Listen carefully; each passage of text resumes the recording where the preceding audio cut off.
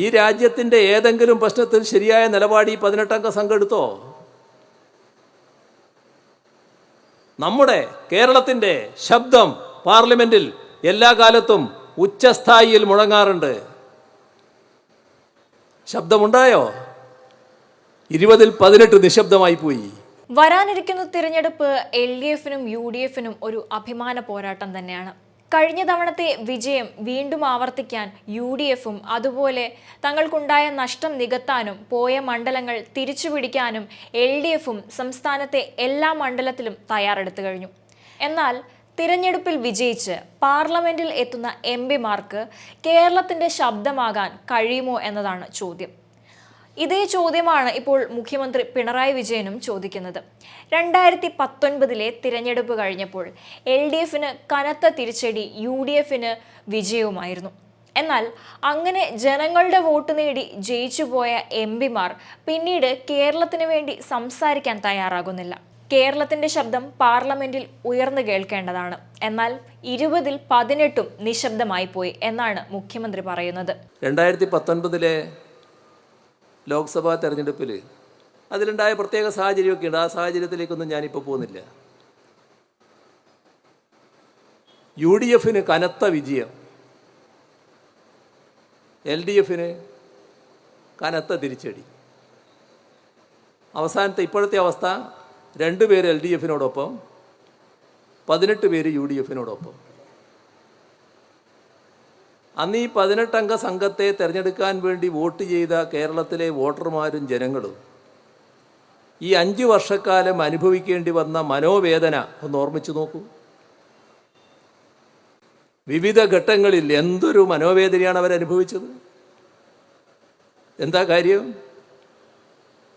ഈ രാജ്യത്തിൻ്റെ ഏതെങ്കിലും പ്രശ്നത്തിൽ ശരിയായ നിലപാട് ഈ 18-അംഗ സംഘം എടുത്തോ?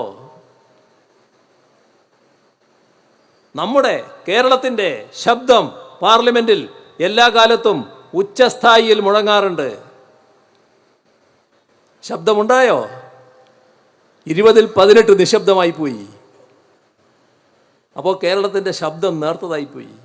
കഴിഞ്ഞ വർഷങ്ങളിൽ UDF കാഴ്ചവെച്ച ഭരണത്തിൽ നിന്ന് തന്നെ വ്യക്തമാണ് കേരളത്തിന്റെ ശബ്ദമാകാൻ അവർക്ക് കഴിയില്ല എന്നുള്ളത്. കേരളം എന്ന സംസ്ഥാനത്തിനു വേണ്ടി സംസാരിക്കാൻ അവർക്ക് സാധിക്കില്ല എന്ന് പറയാൻ നിരവധി കാരണങ്ങളുണ്ട്. അതിൽ ഏറ്റവും പ്രധാനപ്പെട്ടതാണ് UDFന് നിലപാടില്ല എന്നുള്ളത്. രാജ്യത്ത് നിരവധി രാഷ്ട്രീയ പ്രശ്നങ്ങൾ നടക്കുമ്പോൾ അതിനോടെല്ലാം മുഖം തിരിച്ചു നിൽക്കുന്ന ഒരു സമീപനമാണ് UDFന്റെ ഭാഗത്തു നിന്നും ഉണ്ടാകുന്നത്. പല രാഷ്ട്രീയ വിഷയങ്ങളിലും ഒരു വ്യക്തമായ നിലപാട് സ്വീകരിക്കാനോ അല്ലെങ്കിൽ തങ്ങളുടെ നിലപാട് വ്യക്തമാക്കി അത് പൊതുസമൂഹത്തിനു മുന്നിൽ തുറന്നു പറയാനോ UDF തയ്യാറാകുന്നില്ല. ഇപ്പോൾ നിലവിലെ പ്രശ്നങ്ങൾ എടുത്തു നോക്കുകയാണെങ്കിൽ CAA വിഷയത്തിൽ UDFന് ഒരു കൃത്യമായ നിലപാട് പറയാൻ സാധിക്കുന്നില്ല എന്നുള്ളത് എടുത്തു പറയേണ്ടതുണ്ട്. ഇടതുപക്ഷം തങ്ങളുടെ നിലപാട് വ്യക്തമാക്കിക്കൊണ്ട് രംഗത്ത് വരികയും ചെയ്തതാണ്.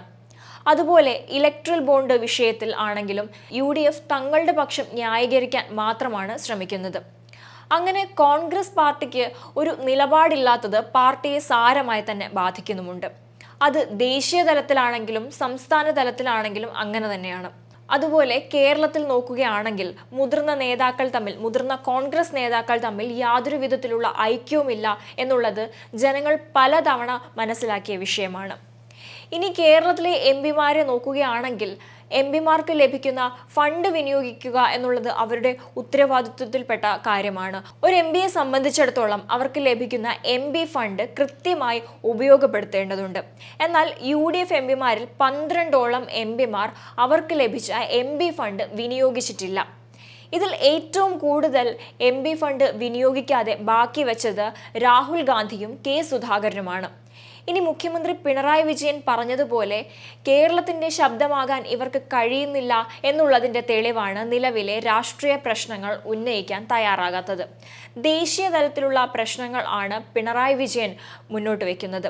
എന്നാൽ കോൺഗ്രസിനെ സംബന്ധിച്ചിടത്തോളം അവരുടെ സ്വന്തം പാർട്ടിയിലുള്ള പ്രശ്നങ്ങൾ തീർക്കാൻ പോലും സാധിക്കുന്നില്ല. കോൺഗ്രസിലെ നേതാക്കൾ തമ്മിൽ യാതൊരു വിധത്തിലുള്ള ഐക്യവുമില്ല. തിരഞ്ഞെടുപ്പ് അടുത്തിരിക്കുമ്പോൾ പോലും പാർട്ടിക്കുള്ളിലെ പടലപ്പിണക്കങ്ങൾ രൂക്ഷമായിക്കൊണ്ടിരിക്കുകയാണ്. കോൺഗ്രസിനുള്ളിലെ പ്രശ്നങ്ങൾ തീർക്കാൻ പോലും നേതാക്കന്മാർക്ക് കഴിയുന്നില്ല.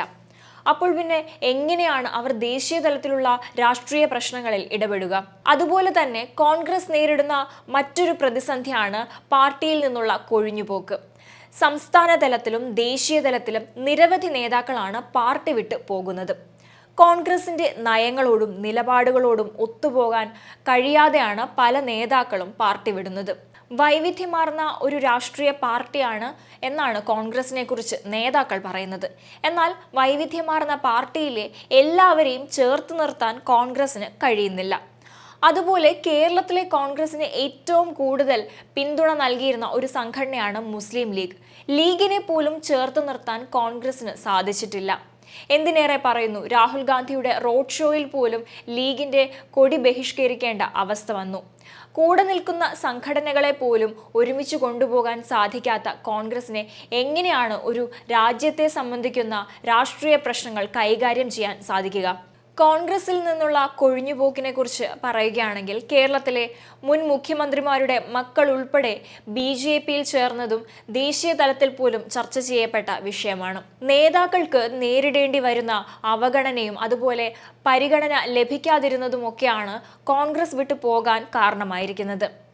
കൂടാതെ സ്ത്രീകൾക്ക് കോൺഗ്രസ് എന്ന രാഷ്ട്രീയ പാർട്ടിയിൽ പരിഗണന ലഭിക്കുന്നില്ല എന്നുള്ളത് ഷമാ മുഹമ്മദ് ഉൾപ്പെടെയുള്ള നേതാക്കൾ എടുത്തു പറഞ്ഞിട്ടുള്ളതുമാണ്. ജനങ്ങൾ എന്തു വിശ്വസിച്ച് കോൺഗ്രസിന് വോട്ട് ചെയ്യണം? ഇന്ന് കോൺഗ്രസിന് വോട്ട് ചെയ്താൽ നാളെ അവർ മറ്റേതെങ്കിലും രാഷ്ട്രീയ പാർട്ടിയുടെ ഭാഗമായിരിക്കും. കഴിഞ്ഞ 5 വർഷങ്ങളിലും ജനങ്ങൾ ഈ പ്രശ്നങ്ങൾ തന്നെയാണ് നേരിടേണ്ടി വന്നത്. ഇതിനൊരു മാറ്റം വരേണ്ടതുണ്ട്.